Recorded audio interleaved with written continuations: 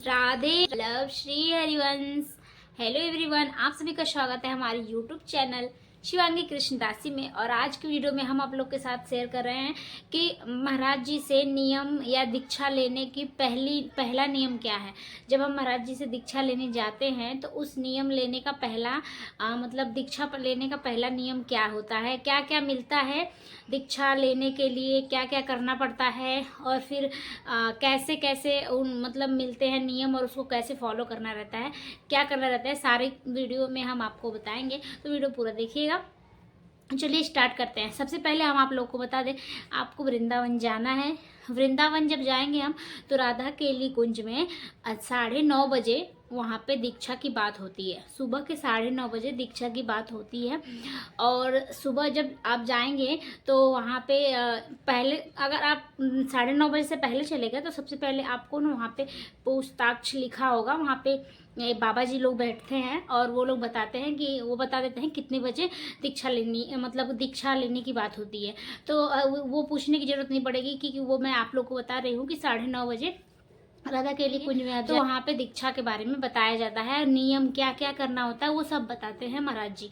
तो चलिए हम सबसे पहले बताएं आप लोगों को दीक्षा लेने से पहले पहला नियम महाराज जी ये बोलते हैं सबसे पहले कि आपके गले में ये दो धागे वाली कंठी होती है ये होनी चाहिए।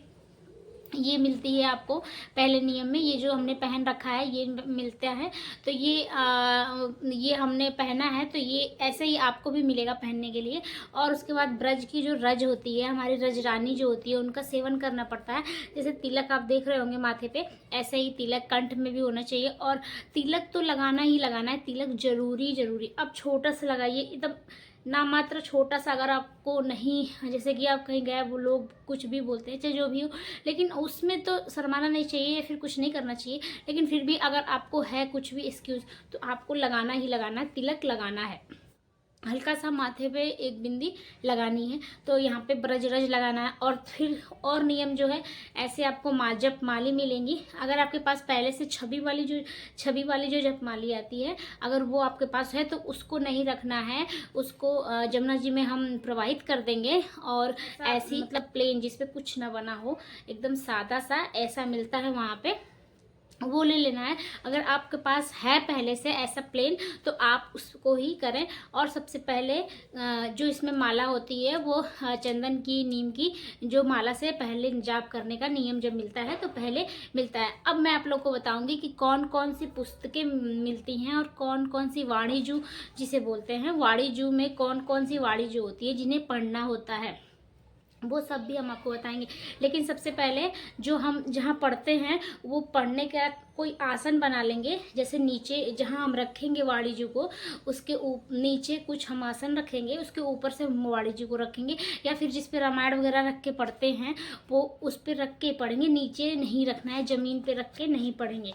हम उसको अच्छे से आसन दे के ही पढ़ेंगे। तो सबसे पहले हम आप लोग को बता दें कि सबसे पहले आप लोग देखिए, ये है श्री हित चतुरासी जी। आपको उल्टा दिख रहा होगा फ्रंट कैमरे से। श्री हित चतुरासी जी हैं। इसमें 12 पद जो हैं वो नियम से 12 पद डेली पढ़े जाते हैं। 12 पद इसमें 84 पद होते हैं। लेकिन उन्होंने नियम दिया है महाराज जी, यहाँ पे जाएंगे तो आपको सबसे पहले यही नियम मिलेगा। इसको 12 पद डेली पढ़ने हैं। चतुरासी जी के 12 पद डेली पढ़ने हैं। और ये देखिए रसोपासना, ये नित्य पाठ है। इसमें सब कुछ दिया है जागने के लिए। जब हम लालजू को जगाते हैं, यमुना स्फटक है। और जो हमारे गुरु महाराज जी, हमारे वार्ड जो लोग हैं, बड़े बड़े संत गुरु के नाम है, नामावली है, प्रियाजू की नामावली है, इसमें सब कुछ। इसको तो पढ़ना ही पढ़ना है, इसको डेली पढ़ना है। ये जो है ना, इनका नाम है रसोपासना नित्य पाठ। इसको डेली पढ़ना है, डेली के नियम में इसे पढ़ना है। इसके बाद हम आपको बताएं, ये है सेवकवाड़ी। ये जो सेवकवाड़ी है ना, इसको भी हमें डेली पढ़ना है। इसमें भी हमारे जो है सेवकवाड़ी में जो दिया है कि इसमें क्या क्या है, कैसे कैसे हैं, इसके भी हमें पढ़ने हैं। 5 छंद डेली पढ़ने हैं जो आपको पढ़ने ही पढ़ने हैं। इसमें सब कुछ दिया है। इनका नाम है सेवकवाड़ी। तो इसको भी पढ़ेंगे डेली। जो आपको नियम मिल जाएंगे ना, उसमें उसको श्लोक सहित अर्थ सहित पढ़ना है इसे।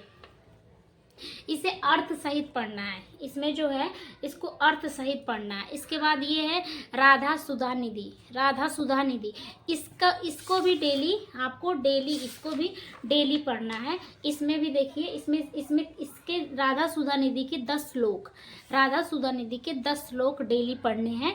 इसमें भी संस्कृत है और अर्थ है, इसमें भी दोनों ही पढ़ना है। संस्कृत और अर्थ सहित 10 श्लोक डेली पढ़ने हैं। डेली डेली डेली 10 श्लोक डेली पढ़ने हैं।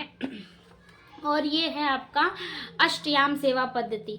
इसमें सब कुछ ये दिया है अष्टयाम सेवा पद्धति में कि कैसे जगाते हैं प्रभु को, फिर कैसे उनको मंगल गायन होता है, उनका जब वो भोजन पाते हैं तो उनका गायन होता है। सारे इसमें सारे पद्धति दी हुई हैं जिससे आप जो आपको नहीं पता चल पाता है तो इसको पढ़ेंगे तो इसको फॉलो कर लेंगे। तो ये 5 बुक है, हमें ये 5 मिलती हैं, ये पांचों को हमें फॉलो करना रहता है। और देखिए मैं बता दूं आपको, जब आप पहली बार जाएंगे तो ऐसी पर्ची मिलेगी आपको और इस पर डेट लिखा रहता है और आपका नाम लिखा रहता है और आप कहाँ से गए हैं वो लिखा रहता है, इस पे सब लिखा रहता है। और इसमें नेक्स्ट डेट आपको बुलाते हैं जो वो लोग, तो ये जब दोबारा फिर वो उन्होंने बुलाया है तो 2 महीने या 3 महीने पे बुलाते हैं, तो ये फिर ये पर्ची आप जब दिखाएंगे तो फिर वो जानेंगे, क्योंकि इसमें सब कुछ लिखा है। तो ये पर्ची भी ले जानी ज़रूरी होती है और ये पर्ची संभाल के रखनी ज़रूरी होती है। ऐसी ही पर्ची मिलती है जब आप दीक्षा के लिए पहली बार जाते हैं तो ऐसी पर्ची मिलती है। और इस तरीके से हमें सारे बुकों का, ये जितने भी वाणी जी, इनको हम वाणी जी बोलते हैं, बुक नहीं बोला जाता है, लेकिन हम आप कभी कभी बोल रहे हैं जो आप लोग को समझाने के लिए। तो ये वाणी जू हैं, इनको वाणी जू ही बोला जाता है। तो आप सभी लोग भी इनको वाणी जू बोलो। और जो भी महाराज जी से जो भी दीक्षा पाना चाहते हैं, इन नियमों का पालन करना पड़ेगा और इस तरीके से ही जाना पड़ेगा। तो आई होप, मुझे उम्मीद है कि आप लोग को ये जानकारी अच्छी लगी है। अगर वीडियो अच्छी लगी है और जानकारी अच्छी लगी है तो कमेंट में राधे राधे ज़रूर लिखिएगा और क्या जानकारी चाहिए ये भी बताइएगा। आप सभी लोगों को जय जय श्री राधे राधा वल्लभ श्री हरिवंश।